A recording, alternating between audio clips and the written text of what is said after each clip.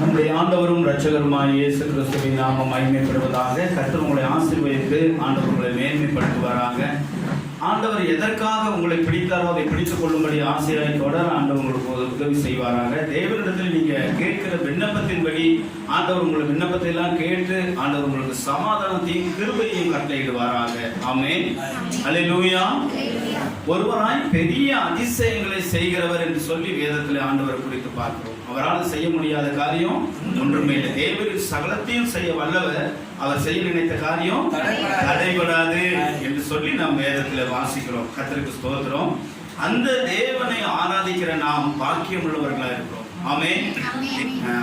கர்த்தரை தனக்கு சொந்த தெய்வமாக கொண்டிருக்கிற ஜனம் பாக்கியம் உள்ளது என்று சொல்லி வேதம் சொல்கிறது. ஏசாண்டவரை கையெடுக்கிறது பாக்கியமான ஒரு விஷயம். ஆமென். அதனால சந்தோஷப்படுவோம்.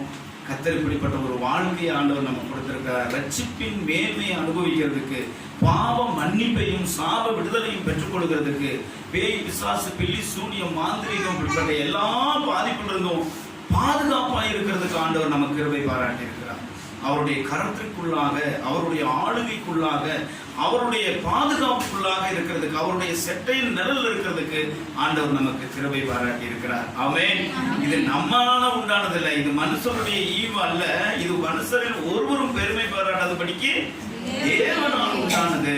தேவனே நமக்கு கிருபையாய் கொடுத்தது. நம்மளுடைய தகுதியின் அடிப்படையில் இது நமக்கு கிடைக்கல, ஆண்டவர் கிருபையாய் நமக்கு கொடுத்திருக்கிறார். ஆமென். அல்லேலூயா. இந்த நாள்ல ஒரு வசனத்தை தியானிக்கும்படி, ஆண்டவர் நம்மோடு பேசும்படி ஒரு வார்த்தையை எடுத்து நாம் வாசிக்கலாம். ஆண்டவர் கூட நம்மோடு கூட பேசுவாராக. தனிப்பட்ட விதத்தில் ஆண்டவர் நம்மோடு கூட இடைபடுவாராக. இந்த வார்த்தை நிமித்தம் இன்னும் கொஞ்சம் நாம் விசுவாசத்துல அதிகரிக்கவும், தேவ பக்தியிலையும் பரிசுத்தத்திலையும் நாம கடந்து வர ஆண்டவருடைய வருகைக்கு ஆயத்தமாக ஆண்டவர் நமக்கு உதவி செய்வாராக. ஆமென். கர்த்தருக்கு ஸ்தோத்திரம். எடுத்து வாசிக்கலாம். எசேக்கியேல் புத்தகம் 36ஆம் அதிகாரம் 36வது வசனம். பழைய ஏற்பாட்டுல 1008வது பக்கத்துல இந்த வசனம் இருக்குது. கவனிங்க. ஆண்டவர் தனிப்பட்ட விதத்துல நம்மோடு இந்த வார்த்தையை சொல்றாரு. நீங்க எப்படிப்பட்ட சூழ்நிலையில வந்திருந்தாலும் ஆண்டவர் உங்க கூட பேச அவர் வல்லவராக இருக்கார். நம்ம ஆண்டவர் பேசுற தெய்வம்.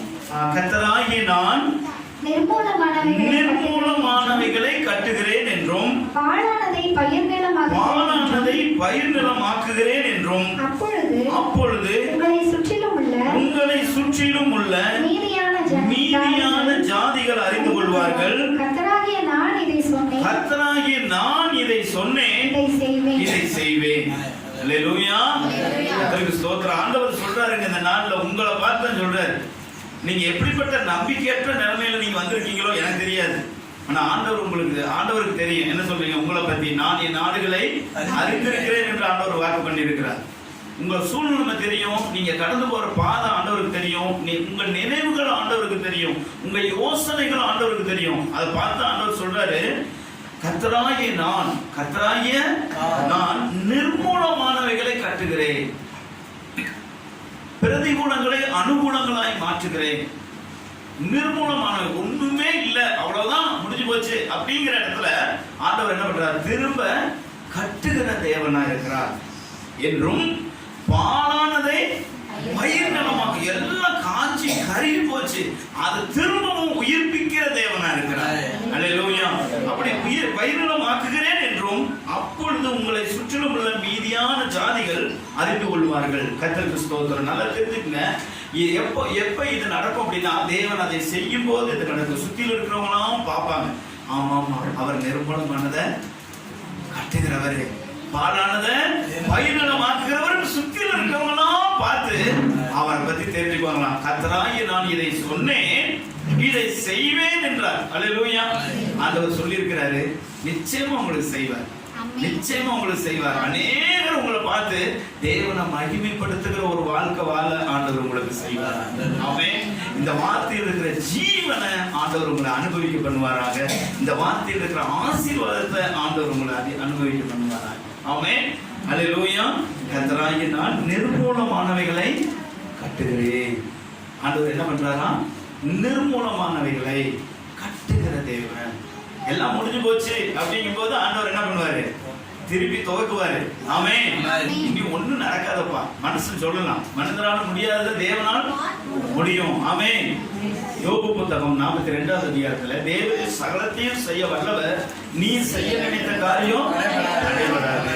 சொல்லுங்க, ஆண்டவர் என்னை குறித்து செய்ய நினைத்ததை தடை பண்ண ஒருவரும் இல்லை. அல்லேலூயா. உங்களை குறித்து ஆண்டவர் என்ன திட்டம் வச்சிருக்கிறாரோ அதை செய்து முடிப்பார். தைரியமா இருக்கு. பக்கத்துல பார்த்து சொல்லுங்க, தைரியமா இருக்கு, பயப்படாதீங்க. உங்களை குறித்து ஆண்டவர் என்ன திட்டம் வச்சிருக்காரோ நிச்சயமா நிறைவேற்றுவார். ஒரு நாளாவது மாறி போக. ஆமென். அல்லேலூயா. அவர் என்ன பண்றாரு? நிர்மூலமானதை என்ன பண்றாரா? கட்டுகிறார். பாலானதை என்ன பண்றாரா? பயன்படுத்துகிறார். ஒருவேளை எந்த காரியத்துல உங்களுக்கு நம்பிக்கை அற்று போன நிலைமையில் நீங்க வந்திருக்கலாம்.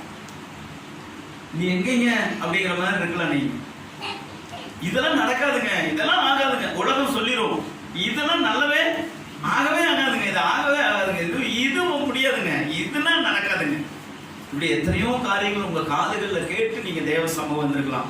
அந்த காரியங்கள் ஆண்டவர் நடப்பிக்க அவர் வல்லவர். பாலானதை பயிர்நலமாக்குறவர், நிர்மூலமானதை கட்டி எழுப்புறவர். மறுபடியும் அல்லேலூயா. அவரால் கூடாத காரியம் ஒன்றுமே. மனுஷரால் இது கூடாதுதான், தேவனால் எல்லாம் கூடும். தேவனால் எல்லாம் கூடும். நீங்க நினைக்கிற, நீங்க எதிர்பார்க்கிற, நீங்க வேண்டிக் கொண்டிருக்கிற, நீங்க எதிர்பார்க்கிற அந்த காரியங்களை கர்த்தர் மாற்ற, கர்த்தர் சரி செய்ய அவர் வல்லவராக இருக்கிறார். அந்த நம்பிக்கையையும் அந்த விசுவாசத்தையும் இந்த நாள் ஆண்டவர் நம்ம உள்ளத்துல போட விரும்புகிறபடினால இந்த வார்த்தையை திட்டமிட்டு நமக்கு ஆண்டவர் கொடுக்கிறார். தீர்மானம் பண்ணி ஆண்டவர் நமக்கு கொடுக்கிறார். ஆமென். நீங்க என்ன மாதிரி ஒரு எதிர்மறையான சூழ்நிலைகள்ல நீங்க வந்திருந்தாலும் சரி, அந்த எதிர்மறைகளை நேர்மறையாய் மாற்ற, பிரதிகூலங்களை அனுகூலங்களாய் மாற்ற அவர் வல்லவராக. நம்ம நம்பிக்கையெல்லாம் அவர் மேல இருக்கணும்னு சொல்லி ஆண்டவர் எதிர்பார்க்கிறார். வேற எது மேலையும் வேண்டாம், அவர் மேல மட்டும் உங்க நம்பிக்கை இருக்கணும். அதை மட்டும் ஆண்டவர் எதிர்பார்க்கிறார்.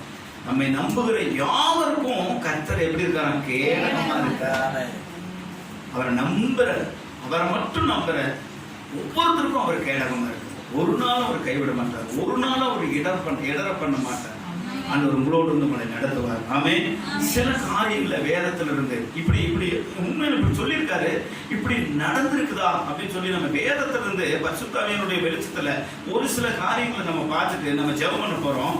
ஆண்டவர் அந்த நம்பிக்கையும் அந்த விசுவாசத்தையும் உங்களுக்குள்ள துவக்கணும். அதுதான் நேர்மை. இந்த கர்த்தருடைய வார்த்தை வந்திருக்குது அப்படின்னு சொன்னா அந்த வார்த்தை எனக்குள்ள வேலை செய்யணும்னு எத்தனை பேர் விரும்புறீங்க? ஆமென். அது உங்களுக்குள்ள வேலை செய்யும். அப்பதான் வேத வசனம் இது புத்தகத்தில் இருக்குது. இந்த வார்த்தை உங்களுக்குள்ள வரும்போது அந்த வார்த்தை ஜீவனா மாறுது, அந்த ஆசீர்வாதமா மாறுது. இது வேத வேதத்தோடு இருக்க வரைக்கும் உங்களுக்கு எந்த பிரயோஜனம் இல்லை. ஏன்னா பைபிளை தலைக்கு வச்சு படுத்தாலும் பேய் வந்து தூக்கி போயிடும். ஆனா வசனம் உங்களுக்குள்ள வரும்போது ஆண்டவர் சொல்றாரு, இப்படி சொல்றாரு, கர்த்தருக்கு ஸ்தோத்திரம். யோவான் 15ஆம் அதிகாரத்துல, நீங்கள் என்னிலும் என் வார்த்தைகள் உங்களிலும் இருக்குமானால் நீங்கள் கேட்டுக்கொள்வது எதுவோ அதை பெற்றுக்கொள்வீர்கள். அவருடைய வார்த்தை யாருக்குள்ள இருக்கணும்? நமக்குள்ள இருக்கும்போது அது ஆசீர்வாதம். இந்த வார்த்தை எங்க இருக்கணும்? வாலிபன் தன் வழியை எதிரால் சுத்தம் பண்ணுவான், உங்களுடைய வார்த்தையின்படி தன்னை காத்துக் கொள்ளுகிறதுனால தானே என்று சொல்லி வேதம் சொல்கிறது. அப்போ வசனம் எங்க இருக்கணும்? ஏட்டு சுரக்காயா இருக்க வரைக்கும் நம்ம கறிக்கு உதவாது. இந்த வசனம் நம்ம வாழ்க்கையா மாறும்போது ஆண்டவர் உங்களை ஆசை. ஆமென். இந்த நம்பிக்கை உங்க தனிப்பட்ட விதத்துல நம்பிக்கையாய் மாறும்போது கர்த்தருடைய ஆசீர்வாதத்தை நீங்க பெற்றுக்கொள்வீங்க. என்ன சொல்றாரு இங்க ஆண்டவர்? அவரை பத்தி என்ன சொல்றாரு? நான் நிர்மூலமானவைகளை கட்டுகிறவர், பாழானவைகளை பயிர்நலமாக்குகிறவர். அப்போ இப்ப நம்ம ஆண்டவரை எப்படி பார்க்கணும்? இன்னைக்கு எப்படி பார்க்க சொல்றாரு? நிர்மூலமானதை அவர் எப்படி பண்றாரு? பில்டர் பண்றாரு, கட்டுறாரு. பாலானதை என்ன பண்றாரு? பயிர்நலம் அழகில மாத்துறாரு. காஞ்சி கறி போய் கிடக்கிறத பச்சை பசேர்னு மாத்திடுவாரு. எப்படி அதாவது எதிர்மறையான எல்லாவற்றையும் அனுகூலங்களாய் மாற்று. ஹோல் அட்மாஸ்பியரை நீங்க இப்ப பாத்துட்டு இருக்க அந்த ஹோல் அட்மாஸ்பியரை தலைகீழ ஆண்டவர் மாத்திடுவார். அல்லேலூயா. கர்த்தருக்கு ஸ்தோத்திரம். ஆண்டவரால் செய்ய முடியுமா? கண்டிப்பா முடியும். நீங்க பாருங்க, ஒரு மனிதனுடைய ஒரு பரிசுத்தவானுடைய வாழ்க்கையில் நடந்த காரியத்தை பாருங்க. ஆதியாகமம் 37ஆம் அதிகாரம் 32 to 34 முடிய உள்ள வசனங்களை வாசிங்க.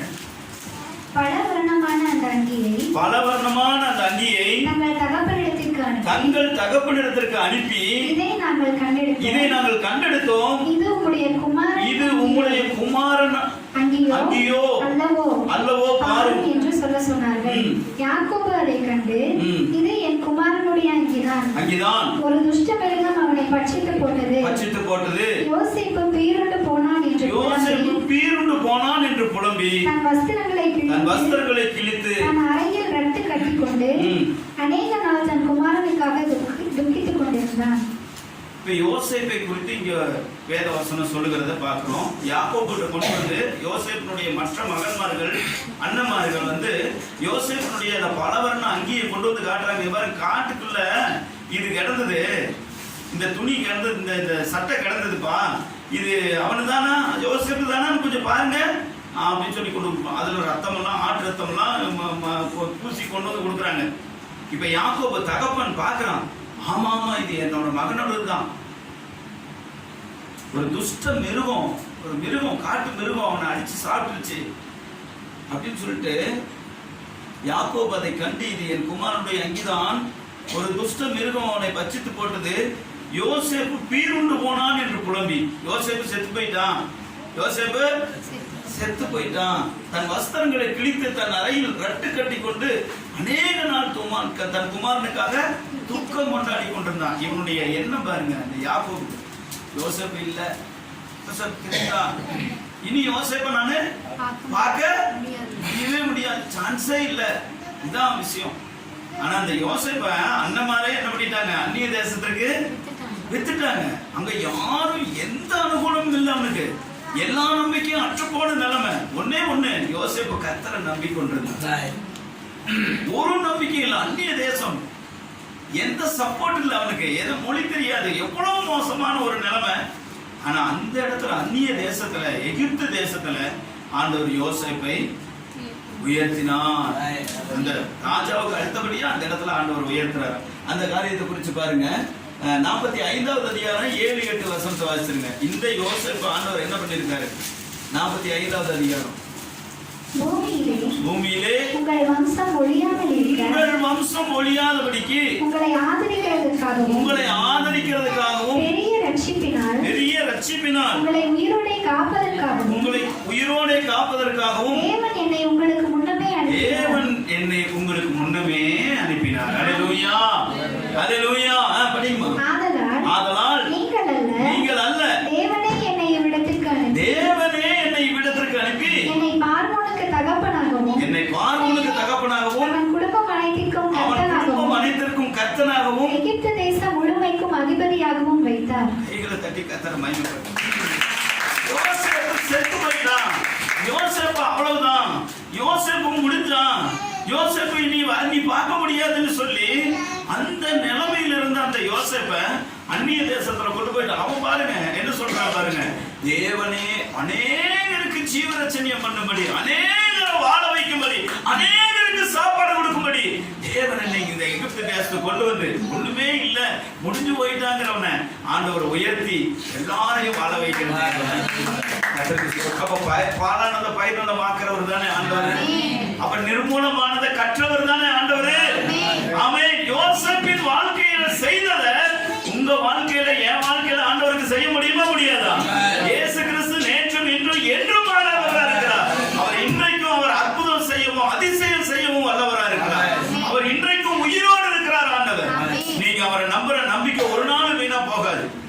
யோசேப்பின் வாழ்க்கையை தலைகீழாய் மாற்றினவர், பாழா போனதை பயிர் நிலமா மாற்றினவர். பாருங்க, இவனை எல்லாரும் சேர்ந்து இவனை தொலைக்கணும்னு பார்த்தாங்க, எல்லாருக்கும் வாழ்வு கொடுக்கிறவனா அவன் ஆண்டவர் மாற்றினார். எல்லாரும் சேர்ந்து அவனை தொலைக்கணும்னு பார்த்தாங்க, எல்லாரும் அவனுக்கு விரோதமா எழுப்பினாங்க. ஆனா எல்லாருக்கும் ஒரு ஆதரவா அவனை பாருங்க, அவனே சொல்றான் பாருங்க, ஆதலால் தேவனே என்னிடத்துக்கு பாருங்க, பூமியிலே உங்கள் வம்சம் ஒழியாமல் இருக்க உங்களை ஆதரிக்கிறதுக்காக ஆண்டவர் என்ன உயர்த்தி வச்சாரியா? உங்களை ஆதரிக்கிறது. நீங்களா என்னை வருத்தீங்க, நீங்களா என்னை ஒதுக்குனீங்க, நீங்களா என்னை தள்ளி விட்டீங்க, நீங்களா என்னை கொல்லணும், நீங்களா என்னை சாவணும்னு நினைச்சீங்க, ஆனா உங்களை ஆதரிக்கிறதுக்காக என்ன ஆண்டவர் உயர்த்தினாரியான்னு சொல்லி சாட்சியா சொல்றோம். கர்த்தருக்கு ஸ்தோத்திரம். நீங்க இப்பொழுது எப்படிப்பட்ட சூழ்நிலைகளை கடந்து போறீங்கன்னு சொல்லி எனக்கு தெரியாது பிரியமானவர்களே. ஒருவேளை நீங்க புறக்கணிக்கப்படலாம், ஒருவேளை நீங்க தள்ளப்படலாம், ஒருவேளை நீங்க வேதனையோடு, கண்ணீரோடு, பாரத்தோடு, துக்கத்தோடு, தனிமையில நீங்க பாடுபட்டு கொண்டிருக்கலாம். ஆனா ஆண்டவர் உங்களை உயர்த்தும்படிக்கு இந்த காரியங்களை ஆண்டவர் அனுமதித்திருக்கிறார். எல்லாத்துக்கும் மேல நீங்க வருவீங்க. ஆமென். சொல்லுங்க, நீங்க வருவீங்க, ஆண்டவர் உங்களை கொண்டு வருவாரு. அப்ப எல்லாருக்கும் ஆதரவா உங்களை வைப்பார். ஆமென். ஏன்னா நாம் ஆராதிக்கிற தேவன் நிர்மூலமானவைகளை கட்டுகிற தேவன், பாழானவைகளை பயிர்களாக்குகிற தேவன். நீங்க அவரை நம்புங்க, நீங்க நல்லா இருப்பீங்க. சொல்லுங்க, இயேசுவை நம்புங்க, நல்லா இருப்பீங்க. ஆமென். எத்தனை பேர் இயேசுவை நம்பினாங்களோ அத்தனை பேர் நல்லா இருக்கிறாங்க. நீங்க நம்புங்க, நீங்க நல்லா இருப்பீங்க. அவரை மட்டும் சார்ந்து கொள்ளுங்க, அவரை மட்டும் அன்பு கொள்ளுங்க, அவர் சொல்றதை மட்டும் கேளுங்க, போதுங்க, நீங்க நல்லா இருப்பீங்க. இன்னொரு காரியத்தை பார்க்கலாம் பாருங்க.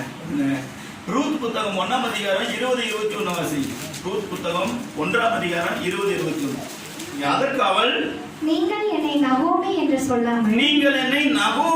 சொல்லாமல் மாறாள் என்று சொல்லுங்கள். சர்வ வல்லவர் எனக்கு மிகுந்த கசப்பை கட்டளையிட்டார். நான் நிறைவுள்ளவனாய் போனேன். கர்த்தர் என்னை வெறுமையாக்கி திரும்பி வர பண்ணினார். கர்த்தர் என்னை சிறுமைப்படுத்தி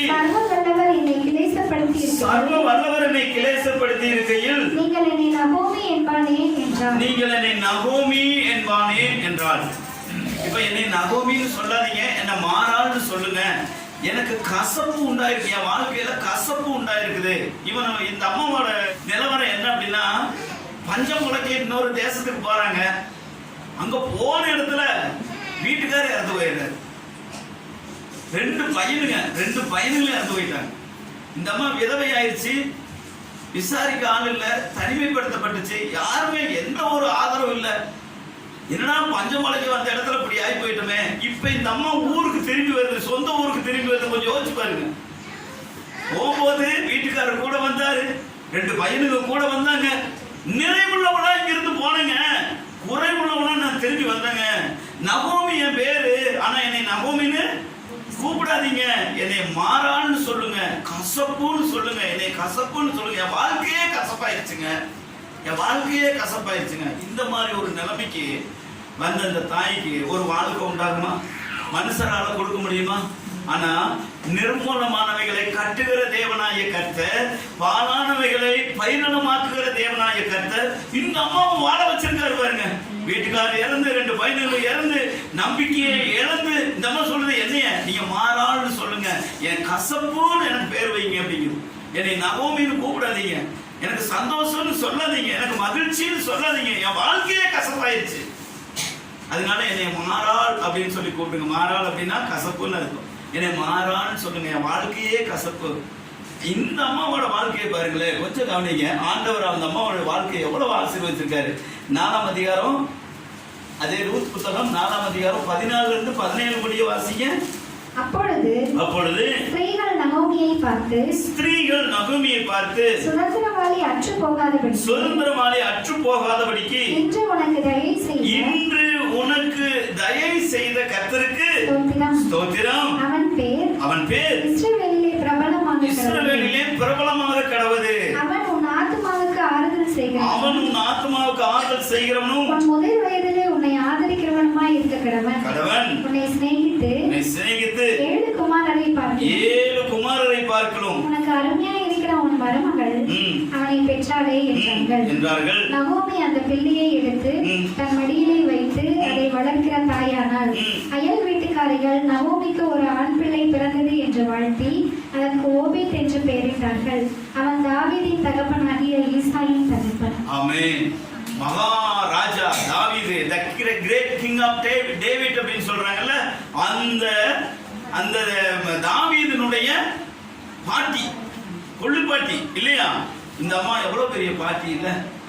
தாவீது உலகமே பார்க்குது. இன்னைக்கும் தாவீதினுடைய அரசாட்சி பொன் எழுத்துக்களால் எழுதப்பட்ட அவன் மாதிரி ஒரு ராஜா இல்லையாம்ல, அப்படி ஒரு ராஜாவா ஆண்டவர் அவனை நடத்தினார். கர்த்தருக்கு அந்த மாதிரி ராஜாவை இந்த நகோமியினுடைய சந்ததியில பிறக்க வச்சாரு. கர்த்தருக்கு ஸ்தோத்திரம். இவர் சொன்னா என் வாழ்க்கையே அழிஞ்சு போச்சு, அவ்வளவுதான் முடிஞ்சு போச்சு, என்ன கசப்புன்னு சொல்லுங்க, என்னை சந்தோஷம் மகிழ்ச்சின்னு சொல்லாதீங்க, எனக்கு சர்வ வல்லவர் கசப்பு கொடுத்துட்டார். அப்படிங்கிற மாதிரி சொல்ற வாழ்க்கையை சொல்லிட்டு இப்ப சொல்ற நிர்மூலமானவைய கட்டுகிற தேவன், பாலானவைகளை பரிணாமமாக்குகிற தேவன். இந்த அம்மாவோட வாழ்க்கைய இவ்வளவு மேன்மையா ஆண்டவர் மாத்தினார். இந்த கிரேட் கிங் ஆஃப் டேவிட் அப்படின்னு சொல்ற உலகமே தாவீதினுடைய அரசாட்சியை இன்னைக்கு வரைக்கும் யூதர்கள் அங்க போறவங்க இந்த மாதிரி ஒரு ராஜா எங்களுக்கு கிடைக்க மாட்டாரா அப்படின்னு சொல்லி வேண்டுறாங்களாம் ஆண்டவர். இந்த தாவீது மாதிரி ஒரு ராஜாவை கொடுக்கல. அப்போ இந்த நகோமியினுடைய சந்ததியில தான் அப்பேற்பட்ட ராஜாவை ஆண்டவர் கொடுக்கிறார். கொள்ளுப்பாட்டி, தாவீதினுடைய கொள்ளுப்பாட்டி இந்த அம்மா எவ்வளவு பெரிய மேன்மையை ஆண்டவர் கொடுத்துட்டார். இன்னைக்கு வரைக்கும் நகோமியை பேசிட்டு இருக்காங்களே சரித்திரம். என் வாழ்க்கையே அழிஞ்சு போச்சு, என் வாழ்க்கையே கசப்பாயிடுச்சு அப்படின்னு சொன்ன அந்த வாழ்க்கைய ஆண்டவர் பயிர் நலமா மாத்தினாரா இல்லையா? அப்ப உங்க வாழ்க்கையை ஆண்டவர் மாத்துவாரா இல்லையா? ஒருவேளை நீங்க அப்படி நினைத்து கொண்டிருந்தா தேவன் இன்றைக்கு அற்புதம் செய்கிற தேவனா உங்க வாழ்க்கைய சந்தோஷமாய், ஆசீர்வாதமாய், மகிழ்ச்சியாய் மாற்ற வல்லவராக இருக்கிறார். நாம் என்ன பண்ணணும்? அவர் மேல நம்பிக்கை வைக்கணும். ஆமென். இன்னொரு காரியத்தை பாருங்க, கர்த்தருக்கு ஸ்தோத்திரம். ஆதியாகமம் 21வது அதிகாரம் 14 இருந்து 20 முடிய உள்ள வசனங்களை எடுத்து வாசிங்க.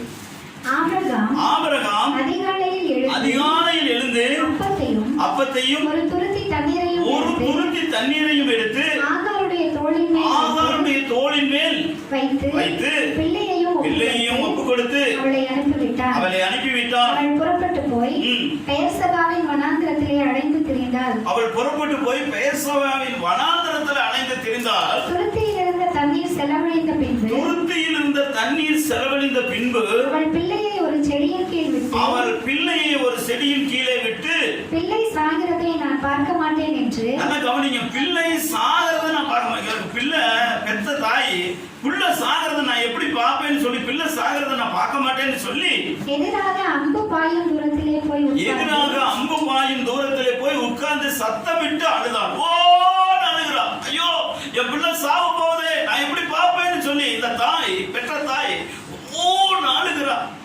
பிள்ளைக்கு இருக்கிற கஷ்டம் அந்த தாய் வேதனை தாங்க முடியாம அழுகிறான். ஐயோ, என் பிள்ளை சாக போகுது அப்படின்னு சொல்லி அழுகும் போது என்ன நடக்குது பாருங்க. தேவன் பிள்ளையின் சத்தத்தை கேட்டார். தேவதூதன் வானத்திலிருந்து ஆகாரை கூப்பிட்டு, ஆகாரே, உனக்கு என்ன சம்பவித்தது? பயப்படாதே, பிள்ளை இருக்கும் இடத்திலே. தேவன் அதன் சத்தத்தை கேட்டார். நீ எழுந்து பிள்ளையை எடுத்து அவனை உன் கையினால் பிடித்துக் கொண்டு போ, அவனை பெரிய ஜாதியாக்குவேன் என்றார். தேவன் அவளுடைய கண்களை திறந்தார். அப்பொழுது அவள் ஒரு தண்ணீர் துறவை கண்டு போய் துருத்தியிலே தண்ணீர் நிரப்பி பிள்ளைக்கு குடிக்க கொடுத்தாள். தேவன் பிள்ளையுடனே இருந்தார். அவன் வளர்ந்து வனாந்திரத்திலே குடியிருந்து விளைவித்தையிலே வல்லவனான. நல்ல கவனிங்க. ஆகார் ஆபிரகாமுடைய மறுமனையாட்டி. ஆகாருக்கு குழந்தை பிறந்த உடனே என்ன பண்ணா? கர்த்தருக்கு ஸ்தோத்திரம், இவங்களை அனுப்பிச்சுடலான்னு சொல்லி ஒரு துருத்தி தண்ணியை கொடுத்து, ஒரு சொம்பு தண்ணியை கொடுத்து, போங்க போயிட்டு வாங்க அப்படின்னு சொல்லி அனுப்பிச்சுட்டான்.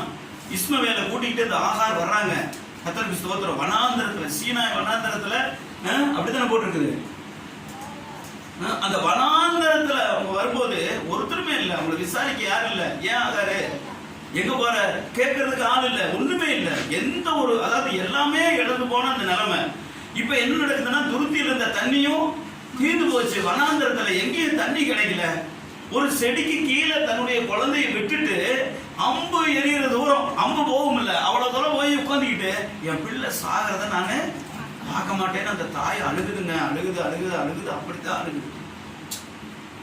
கொஞ்ச நேரத்துல பிள்ளை செத்து போயிடும். தண்ணி அந்த அளவுக்கு இல்லை. நான் வறண்டு நாக்கு மேல் வாயோட ஒட்டி கொண்ட அந்த நிலைமை. இந்த தாய் அழுகுது. என் பிள்ளை சாகிறத நான் பார்க்க மாட்டேன்னு இந்த பக்கம் திருப்பி உட்காந்து அழுகுது. ஆண்டவர் பேசுறாரு. ஆகாரே அப்படின்னு சொல்லி பேரை சொல்லி கூப்பிட்டாரு. அவ வேதனையில, அவ போராட்டத்துல, அவ பிரச்சனையில ஆண்டவர் கூப்பிட்டு அவன் கண்களுக்கு முன்பாக ஒரு துறவை ஏற்படுத்தினார். இவ போய் தேடியெல்லாம் கண்டுபிடிக்க தேவையில்லை. ஆண்டவர் இவ எங்க உட்கார்ந்து இருந்தாரோ அங்கேயே ஊத்த ஆண்டவர் துவக்கி விட்டாரு. அல்லேலூயா. நல்லா தெரிஞ்சுங்க. இந்த தாய் தன் பிள்ளை சாகிறத பார்க்க மாட்டேன்னு சொல்லுச்சு. ஏன்னா அதுக்கப்புறம் ஒரு வழியுமே இல்லை, அவ்வளவுதான் முடிஞ்சு. இந்த பெத்த தாயே அந்த பெற்ற குழந்தைக்கு உதவ முடியல. அந்த நிலைமையில தேவன் வாழ வைத்தார். ஆமென். இன்னைக்கு பாருங்க, அவன் பேர் தான் இஸ்மவேல். இன்னைக்கு இருக்கிற இஸ்மவேலர்கள் இருக்காங்கல்ல, யாரு? முஸ்லிம்களா இருக்காங்கல்ல, அவனுடைய சந்ததி தாங்க இதெல்லாம். எவ்வளவு பேரை வாழ வச்சிருக்காரு பாருங்க ஆண்டவர். ஆனா அந்த புள்ள செத்து போயிடும் அப்படின்னு அந்த தாய் அத்தனை பாடுபட்டுச்சுல, அந்த சந்ததி தாங்க இன்னைக்கு இஸ்மவேலர்கள் எவ்வளவு பேர் இருக்காங்க.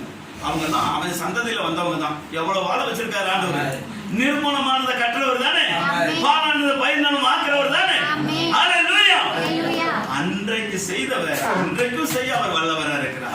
உங்களுக்கு செய்ய ஆகாருக்கு செய்தவர் உங்களுக்கு செய்ய வல்லவரா இருக்கிறார். ஒருவேளை எந்த விதமான நம்பிக்கையற்ற நிலைமையில நீங்க தேவ சமூகம் வந்திருந்தாலும் அந்த காரியத்துல அற்புதத்தை செய்யவும் அதிசயத்தை செய்யவும் அவர் வல்லவரா இருக்கிறார். ஆமென். உங்க பிள்ளைகளை வாழ வைக்க அவர் வல்லவரா இருக்கிறார்.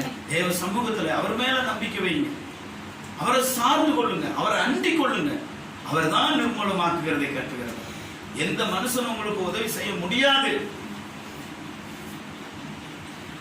பாலானத பயிர்களமாக்குறவர் அவர் ஒருவர் மாத்திரம் தான். ஆமென். இன்னும் ஒரே ஒரு விஷயத்தை மாத்திரம் பார்த்துட்டு ஜெபம் பண்ணலாம். யோவான் புத்தகம் 11வது அதிகாரம் 39வது வசனத்தை வாசி. இயேசு கல்லை எடுத்து போடுங்கள் என்றார். மரித்தவனுடைய சகோதரியாகிய மார்த்தாள் அவரை நோக்கி ஆண்டவரே இப்பொழுது நாருமே 4 நாளாயிற்றே என்றார்.